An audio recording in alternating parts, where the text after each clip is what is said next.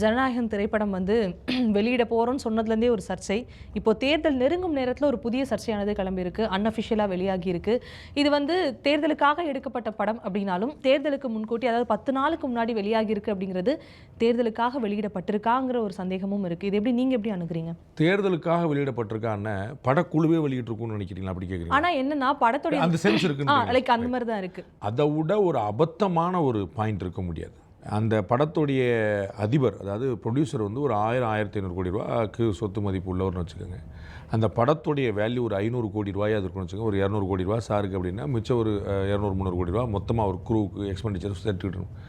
500 கோடி ரூபாய் ஒருத்தர் எள்ளில் அப்படி தூக்கி போடுவாங்களான்னு யோசிக்கணும். நீங்கள் வந்து நடிகராக நான் அறிந்த வகையில் அந்த படத்துக்கான சம்பளத்தை திரு விஜய் அவர்கள் வாங்கிட்டார். எல்லா படத்துலையும் எப்படி செய்வாங்கன்னா, டப்பிங் போகும்போது நான் படத்தில் நடிச்சிருக்கேன், ஒரு 11 படத்தில் நடிச்சிட்டேங்கனால என்ன எல்லா வழக்கு வச்சாலும் டப்பிங் போகும்போது ஃபுல் செட்டில்மெண்ட் பண்ணிடணும் எல்லா ஆக்டர்ஸுக்கும். அதான் அந்த வேலை டப்பிங்லாம் முடிஞ்சிருச்சு, படமே வந்துருச்சு நீங்கள் பார்க்குறீங்க. ஸோ வந்து திரு விஜய் சார் அவர்களுக்கான சம்பளம் செட்டில் பண்ணப்பட்டிருக்காது. 200 கோடியா 100 கோடியா 150 கோடியா ஐடி பண்ணும்போது பார்க்குறோம், ஏதோ ஒரு அமௌண்ட் செட்டில் பண்ணப்பட்டுருச்சு. ஸோ அவருக்கு இல்லை. இப்போ முழு பர்டன் வந்து ப்ரொடியூசருடைய தலையில் இருக்குது. இப்போ வந்து திரு விஜய் சார் வெளியிடுறாருன்னு வச்சுக்கோங்க, அவர் வெளியிட்டார்னு வச்சுக்கோங்க. முதல் விஷயம், அவர்கிட்ட அந்த காப்பியே இருக்க வாய்ப்பில்லை. தெரிஞ்சுங்க, வந்திருக்கக்கூடியது வந்து ஃபைனல் ஹெச்டி அவுட். அது வந்து எங்கேயோ மொபைலில் எடுத்ததோ இது கிடையாது, ரொம்ப குவாலிட்டியான ஒரு அவுட். அதனால் அது விஜய் சார் கையில் இருக்கக்கூடிய வாய்ப்பே கிடையாது. அதனால் அவர் வெளியிட்டிருக்கக்கூடிய வாய்ப்பு கிடையாது.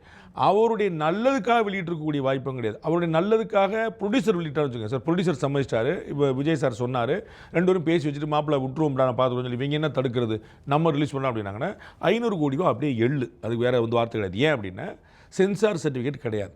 சென்சார் சர்டிஃபிகேட் இல்லாமல் நீங்கள் வந்து ஓடிடியில் ரிலீஸ் பண்ணிடலாம். ஓடிடியில் ரிலீஸ் பண்ணுறதுக்கு சென்சார் தேவையில்லை. ஆனால் அவங்க ஓடிடிக்கு டைரெக்டாக கவர்மெண்ட் சொல்லி அதை ஸ்டாப் பண்ண முடியும் ஃபார் வேரியஸ் ரீசன்ஸ். புரியுங்களா? அப்போ வந்து அந்த பக்கம் லாக் பண்ணிட முடியும். அப்போ வந்து அந்த படத்துடைய நிறுவனம் முழுக்க, இயக்குனர், டைரக்டர், ப்ரொடியூசர் எல்லாருமே சென்சார் சர்டிஃபிகேட் வந்து ஒரு கிளியரன்ஸ் வரட்டும் காத்துட்ருக்காங்க. அது ஆல்ரெடி பெரிய லாஸு. இருந்தாலும் வந்து எதாவது மேனேஜ் பண்ண முடியுமான்னு காத்துட்ருக்காங்க. இந்த 500 கோடி ரூபாயை விஜய் சார் திருப்பி தருவாரா, இல்லை இந்த 500 கோடி ரூபாயை ப்ரொடியூசர் திருப்பி எடுப்பாரா? அப்போ வந்து இதை வந்து ஒரு அட்டெம்ப்ட் வந்து அவங்க சினிமா சைட்லேயே டைரக்டரோ ப்ரொடியூசரோ ஹீரோவோ அவங்களே பண்ணியிருப்பாங்கங்கிற மாதிரியான ஒரு குரூரமான சிந்தனை வந்து இருக்க முடியாது. ஏன் அப்படின்னா இதோட பின்னாடி இந்த பிஸ்னஸும் இல்லாமல் சும்மா அப்படி மோட்டோலை பார்த்து சோசியல் மீடியா மாப்பிள்ளை இவங்களே செஞ்சுருப்பாங்கடா அப்படின்னு ஒரு ஃபேக் ஐடியில் இருந்துட்டு முகத்தை கூட காட்டாமல் எதை பற்றியும் அக்கறையும் இல்லாமல் வெறும் இதெல்லாம் வந்து ஃப்ரீ அப்படிங்கிற இன்டர்நெட் ஃப்ரீனாலே இந்த ஃப்ரீ கூட ஒரு ஃபார்வேர்டுக்கு ஒரு கமெண்ட்டுக்கு ஒரு லைக்குக்கு சார்ஜ் போட்டால் இவங்க பாதி வர மாட்டாங்க.